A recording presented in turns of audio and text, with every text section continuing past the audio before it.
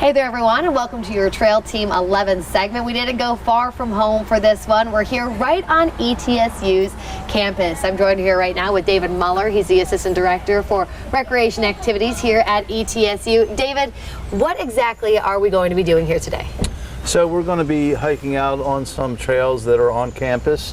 You can see this map behind us. We're currently at this Trailhead 1, which is parking lot 13 on Southwest Avenue.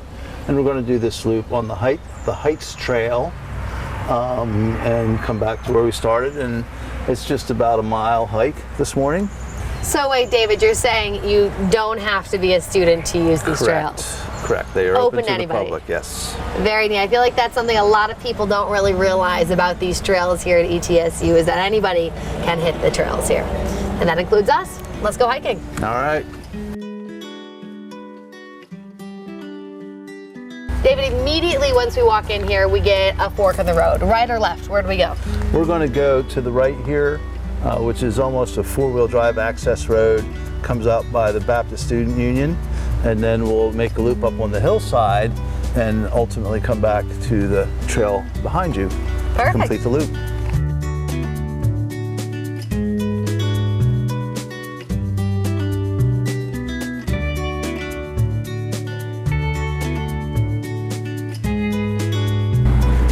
Looks like we got a trail runner here. Oh yeah. Hi Savannah, how you doing today? Hey, I'm doing good. How are you guys? All right. So Savannah, do you run these trails a lot? Yeah, I run here a couple days a week, just close to home and on campus, so it's pretty easy to get to. Okay, now I'm hiking all of this and there's a lot of rocks. It seems like it'd be really hard to run on these types of trails. It is a little bit technical, especially in certain places.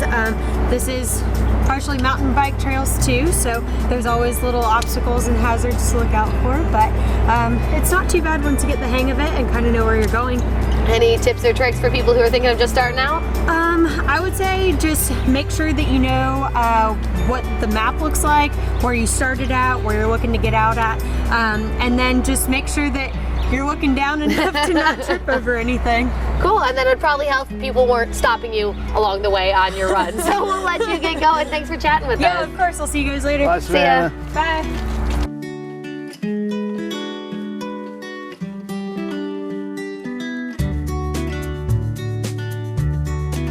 Okay, David, I gotta stop here for a minute. I've noticed we have a lot of little trailheads that are just stemming off of this main trail here. What are these for? So these trails are utilized by mountain bikers, both the ETSU Cycling Club, and there's local bikers as well, Tri-City Sorba, and they have a downhill course here, and this kind of four-wheel Jeep road has been here forever, but they've developed these side trails so that they're the scenic route, if you will, but they add some features and distance, and there's often little jumps or other obstacles for the mountain biking audience. Very neat. Go check it out? Yeah, let's go take a look at that. So not even that far down the path, we get this little, what looks to be a jump. Yep. How cool is this? This is for mountain bikers specifically. Yes. So they would come from that direction.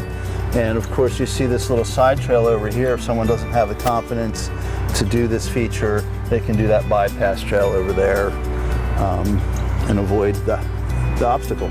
Very neat. Now I know Johnson City has pump tracks, but I don't know of many mountain bike tracks in the city of Johnson City, and this is really unique. So it is very popular with the local neighbors and students as well. And these trails have been here more than 20 years. I've been here 20 years and they were here when I got here. Just to reiterate, anybody can come here and mountain bike. You don't have to be a student at ETSU. That's correct. Another fork in the road right here, and a couple of things to point out. So first off, where does this go? This is the Baptist Student Union, and the Wesley Foundation is across the street. And of course, the apartments are further up the road. We're going to go down across this parking lot and cut across the dirt road and go up in the woods, kind of up in that area. This trail coming down on this side is part of the downhill mountain bike course. And again, you can see another feature, a jump here at the end with this bypass trail if someone wants to drive around it. If you wanted to hike up that way, would you be allowed? Absolutely. Very neat. And then last thing to point out here, very neat, this massive tree over here to our left, and we can tell it's actually part of your arboretum as well. So this is a good example of one of the old growth trees that are in this area. This tree is obviously very old and big. It's huge. And the biology department in particular brings classes out here and identifies trees with significant character or ecological value. And that's part of why this area, what helps to get this area protected is that it does contain these species and specimens of significantly old trees. I feel like a lot of people wouldn't realize that this is part of the trail as well. Right. Connecting it feels a little awkward coming out to the open space and walking across someone's lawn, but we've not had any problems.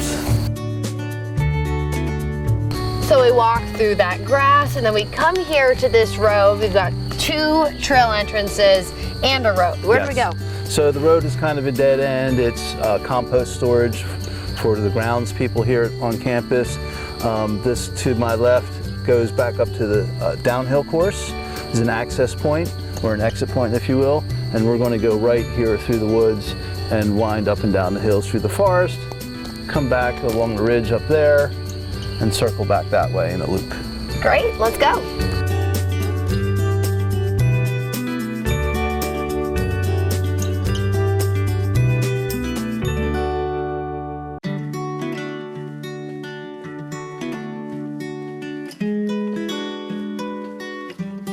So while we may just be on ETSU's campus, these trails are still providing you a little bit of uphill.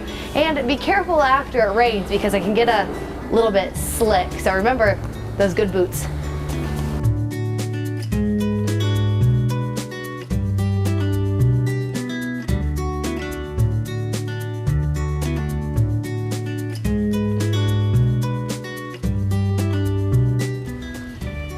Okay, well, where are we now? So again, this is still Southwest Avenue to our right. This is a utility road up to a water tower on top of the hill. It's also where the downhill mountain bike course starts. This course to our left goes back into the Heights Trail area where we just came from. And then this trail to the right hugs Southwest Avenue and comes out at the parking lot where we started. Very neat. So if you're a mountain biker and you want to keep going, you could take this road. If you want to head back on the path that we just came, left, but we're going back to the parking lot, so we go kind of straight and diagonal here. Yeah. Perfect, let's head that way.